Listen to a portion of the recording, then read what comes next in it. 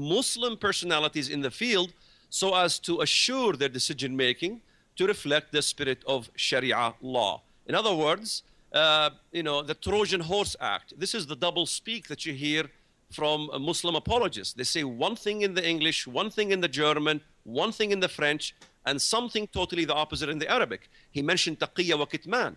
The Muslim Brotherhood manual talks about taqiyya, kitman wa muruna. Taqiyya, defending the faith of Islam. Kitman, concealing the intent while you harbor inner animosity. This is in accordance to At-Tabari. Muruna, to be stealth, to be flexible when you're dealing with the enemy. The West is finally realizing that they're dealing with a valid and a viable threat and has a political institution. All the Islamic organizations, and I dare Zatari to refute that, all the Islamic organizations, the main Islamic organizations in this country, support the establishment of Sharia law in this country and do everything possible to advance its cause. And with that, before we take our break, we have another video to show you, and then we'll come back to our discussion. This video shows Al-Qaeda leader Abu Yahya al-Libi talking about continuing jihad until all the people in the world submit to Islam. Let's take a look at that clip. We'll come back, and then we'll take a break. ولسنا أيضا ممن يجعل الجهاد عضين فيحله ويؤيده ويناصره ويدعو له ضد اليهود في فلسطين ويحرمه ويجرمه ويمنع منه ويصد عنه في العراق أو أفغانستان أو الشيشان أو الجزائر أو غيرها. فالجهاد والذي هو أعلى وأجلى صور البراءة يكون ضد اليهود تماما كما يكون ضد النصارى والمجوس والهندوس والمرتدين سواء بسواء.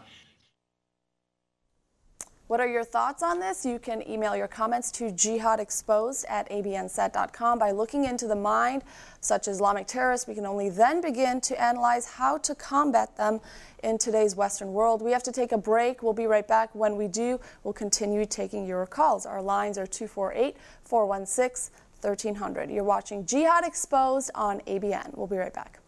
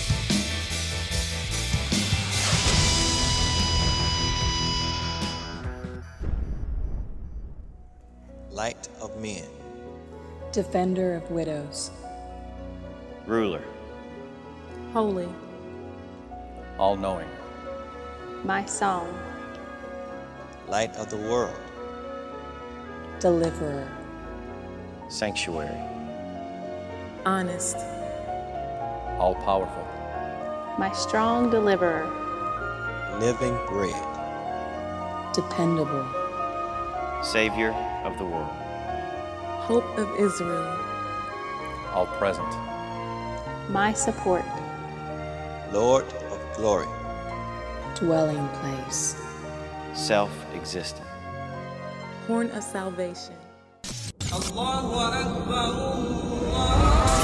Jihad has come to America. It constitutes the most devastating series of terrorist attacks in history. The only deen Allah accepts is Al-Islam. And whoever seeks any other deen apart from Islam will never be accepted. Allahu Akbar! We stand together to win the war against terrorism. But you too will make your destruction.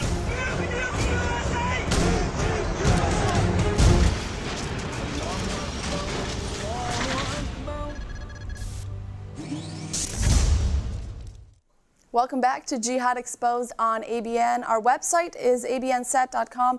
We have over 500 video clips on our website if you want to check that out. Also, quick announcement this Friday at 8 p.m. As some of you know, we have debate night every Friday, 8 p.m. Eastern. This Friday, Tony Costa and Sami Zaatari will be debating. That's this Friday at 8 p.m., so stay tuned for that. Before we take your calls, I want to turn it over to Pastor Wajdi, see if you had any comments on our previous discussion, and also sort of talk to us a little again, how do hijackers mentally prepare for death of themselves or of those around them? Well, as I said in the beginning, the cause of that is it's brainwash. And how they brainwash them, I remember even in Sudan, Al-Khartoum, they will bring us and they will recite the Quran. And all the ayat that causing about this. And do you know that one ayah in the Quran abrogated 114 ayah about peace in the Quran. So what they do that, there's no peace anymore. Mm-hmm. So what happened to them, they will tell them about, they will recite the Quran for them. And also the shameful things is what's going to happen to them after they will die. You know, these 72 virgins and river of alcohol, river of milk, river of pure water, and even wildanun mukhalladun. All this is being prepared for them there. So they're really brainwashed. And this is what happened to them. The most educated Muslims you will find in the world, they cannot even think for themselves. This is wrong. Why? Because the Quran, as it's being recited, I remember one evening, even in Khartoum, they were reciting the Quran. After they finished, I want to go and burn all the churches. Nobody told me to go to burn it, but the way you just listen to it, there's a big motivation happened inside, you know, and they were steering you inside. And this is out of personal experience. Well, I mean, it's a huge commitment that a terrorist must take. It's a personal commitment.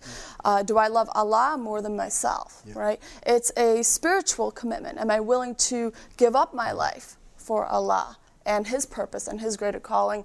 And as I see, it's an emotional commitment. Like you said, they are not afraid. As long as they get over the emotion of fear, the fear of death, then what else is stopping them? And by the way, he cannot kill himself by himself.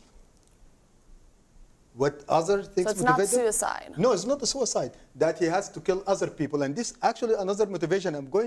Today I'm going to kill 100 Jewish in the mall. Mm-hmm. You know, and wow, this is big news. And the terrorists will go and do it. Mm-hmm. But bring a terrorist and try to kill him by himself. Just bring a gun in front of his face. Mm-hmm. He will be afraid and he will be sweating. Kamal, do you think that the U.S. can even then, if this is their mindset, can they negotiate with terrorists? Is there even, I mean, what's the point of trying to settle something the peaceful way? It is one of the terrorists, one of the Islamists, one of the agenda of invading the USA and infiltrating our structure is to have dialogue with us, because the minute we have dialogue with terrorism, then we lowered ourselves equal to them. And this is what they really want, because now when you look at like Hamas, for example, Hamas is a terrorist organization, you know, even by the American, you know, culture, it's been called several times. Nevertheless, Hamas today is being invited to the United States of America and supported, you know, by the American, you know, certain American groups and what so have you. And, you know, why? Because the minute they start dialoguing with us, they become equal to whatever we are. We should not, you know, my opinion is we never invite terrorism to the level of a culture, organized and westernized culture that really doesn't believe in terrorism. You know, why you want to meet with a murderer? Doing it in the name of Allah or name Islam, you know, this is illogical. With that, let's take our next call. You're live with us here on Jihad Exposed. What's your question and who is it towards? Welcome to the program. You're live on ABN. Yes. Can you hear me? Yeah, we can hear you. What's your question and who's it towards? We have a lot of calls, so if you can make it brief, we'd appreciate it. Okay, yeah, my question is very simple. I'm calling to ask, when did this whole thing become relevant to where the whole issue of terrorism? And that's to anyone on the panel in reference to when did this become the new boogeyman? I will reference that to Kamal. I'm sorry, Waleed. Waleed, when did terrorism become the new boogeyman, according to our anonymous caller? Well, I don't know what he means when terrorism become a boogeyman. If he's talking about Islamic terrorism came from the inception of Islam, when the Prophet of Islam executed the Jews of Banu Qurayza, and the Quran itself, from the inception of the Quran, to terrorize the unbelievers. Is he talking about modern Islamic terrorism? Modern Islamic terrorism from the early 1900s there was terrorism. From even in the 1800s there was terrorism against the Jews in Palestine. Before even the inception of the State of Israel there was terrorism. So it became a boogeyman because 9/11 hit us and America began to wake up and Western countries began to get hit with terrorism. We were basically desensitized to terrorism until 9/11. Unfortunately, Westerners should have woken up to the issue of Islamic terrorism long ago. Thank you, Waleed. Next caller, you're live on ABN. Who do we have with us? Hello? Hi, welcome to the program. What's your question for us? It's more of a statement. My name is Mark. Okay, go ahead, Mark, with your statement. See, I was a soldier in Iraq in 2004, and this is kind of for Sammy, but in the Jihad army in 2004 would take young boys, kidnap their whole family, and give them guns and have them come and try to kill us in the name of Islam. And these would be the Mahdi or Shia and the Sunnis. So they'd kidnap Sunni boys, their whole family, and he's saying this is a piece of Islam, and it's crazy. Well, and this is your Muslim on Muslim. Well, Sammy, that's your quote for you. You just got a first-hand testimony from someone who was in Iraq himself. Let's take our next call. You're live on ABN. Welcome to the program. Welcome to ABN. Who do we have on air with us? This is Radical Moderate. How's everybody doing? We're good, thank you. What's your question and who's it towards? My question is for Sammy. First of all, Sammy, let me just say it's been a pleasure to listen to you tonight. You have made some valid points. I do agree with those sources you cited, Iraq and Gitmo, Afghan. Great recruiting tools. They certainly have flipped the jihad switch, and they've brought up the Islam out in the Muslim. However, this is not the cause of jihad, because before Afghan, before Iraq, there was 9/11. Before 9/11, there was the USS Cole. Before the USS Cole, there was the embassy bombing. My question to you is, what came first, the jihad or the crusade? Thank you for your question. Did you want to respond to that, Sammy, before we take our next call? Yeah, okay. Okay, yeah, that's let me just give a quick response to the soldier who they gave guns to the kids. First of all, I find it funny that a soldier wants to talk about the supposed peace of Islam when you're the same soldier who took part in an illegal war. So don't come lecturing me about supposed violence. Now, as to radical moderate, what is the cause of jihad? Now, you bring up a big question talking about the Crusades and what happened before that.